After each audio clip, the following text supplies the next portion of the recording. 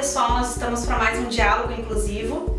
O meu nome é Márcia Gonçalves, eu tenho pele clara, olhos castanhos escuros, cabelo na altura dos ombros, lisos, pretos. A minha altura é 1,51 m. E hoje nós temos uma convidada muito especial, que é a Deise Zanin.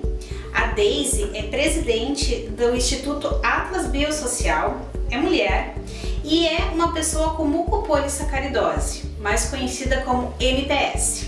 Eu sou a Deise, tenho cabelos curtos tonalizados de vermelho, uso óculos, meus olhos são verdes, sou baixinha e tenho a pele clara. Deise, o que é uma doença rara? Uma doença rara é a doença que acomete 1 a cada 65 mil nascidos vivos. Deise, qual é a doença rara de maior incidência no nosso país?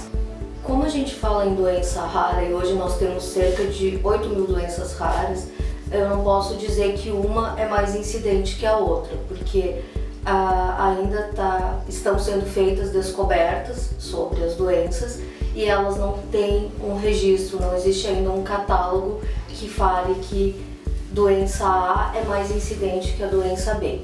Então são cerca de 8 mil doenças catalogadas e no Brasil de 8 a 10% da população pode ter uma doença rara e não sabe.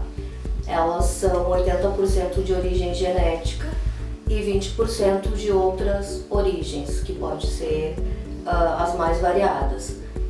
E não tem como a gente saber qual é mais incidente que a outra. Como ocorre o tratamento de uma doença rara? Quais são as medicações? É fácil de tratar uma doença rara? Na maioria das doenças raras não existe um tratamento medicamentoso. Existe mais ou menos 5% das doenças que tem um tratamento medicamentoso, que geralmente, ou na maioria das vezes, é a enzima que o organismo não produz que precisa ser reposta. Mas não é só o medicamento que ajuda na qualidade de vida do paciente, e sim o acompanhamento multidisciplinar, que se torna muito importante tanto nos casos com tratamento medicamentoso ou nos casos que não tem.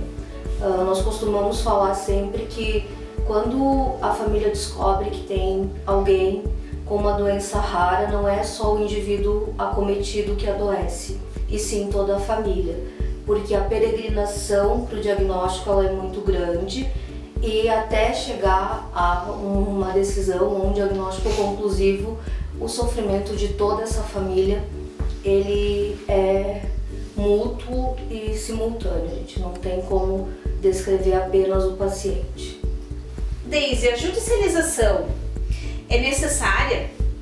Poderia explicar para o pessoal o que é a judicialização e quais são os seus impactos na pessoa com doença rara? Judicialização é quando existe um medicamento, ele não faz parte da rede pública ou ele não está disponível na lista de medicamentos do SUS e precisa se recorrer à justiça para ter o acesso.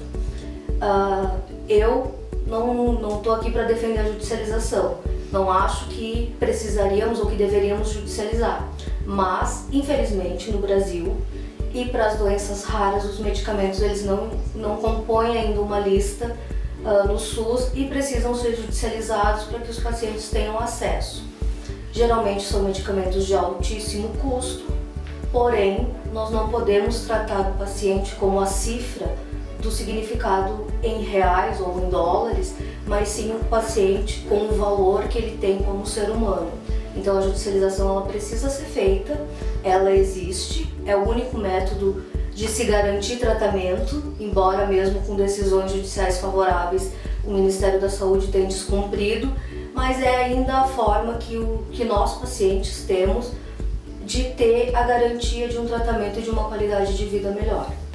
Para a gente terminar então a nossa entrevista de hoje, eu queria que tu nos falasse um pouquinho de como que tu enxerga o cenário de serviços e possibilidades de inclusão para pessoas com deficiência rara, sejam elas dentro do mercado de trabalho, na área cultural. Como é que tu enxerga esse processo de inclusão? Bom, hoje ele vem mudando, ele tem tentado melhorar. Nós já tivemos algumas evoluções. Existe a Portaria 199 que vem de 2014, que dá atenção integral às doenças raras, mas que ainda precisa de muitas adequações, credenciamento de centros de referência para essas doenças raras, mas ainda é um cenário em construção. Então a gente ainda precisa de muito trabalho, muita garra e determinação para tentar mudar e melhorar esse cenário. Quando eu digo a gente, porque eu, além de presidente de um instituto que trabalha com doenças raras, eu sou uma paciente. Então eu faço parte dos dois lados. Eu preciso batalhar no dia a dia como paciente e também preciso batalhar para que outros pacientes tenham qualidade de vida.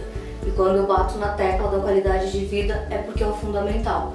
Como a doença rara ela não tem cura, nem todas têm medicamento, precisa se fazer esse acompanhamento com o geneticista e a equipe multidisciplinar para que se tenha uma qualidade de vida e se permaneça o maior tempo possível bem junto às suas famílias, aos seus amigos, enfim, no convívio social. Pessoal, então o que nós podemos aprender hoje com a nossa entrevistada Deise Zanin? A doença rara, ela é de múltiplos, mais de 8 mil tipos de doenças, né? E que é impossível a gente tratar isso de uma forma genérica.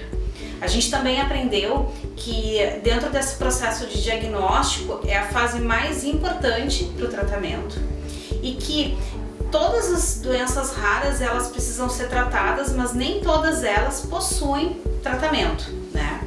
A gente gostaria muito de agradecer a ti, Deise, por todos esses esclarecimentos e a gente coloca então o nosso canal do YouTube, que está aparecendo aqui embaixo no vídeo, à disposição de vocês, para que vocês possam compartilhar essas informações, porque a gente sabe que a informação sobre doença rara no Brasil é muito rara. Um abraço, inclusivos para vocês!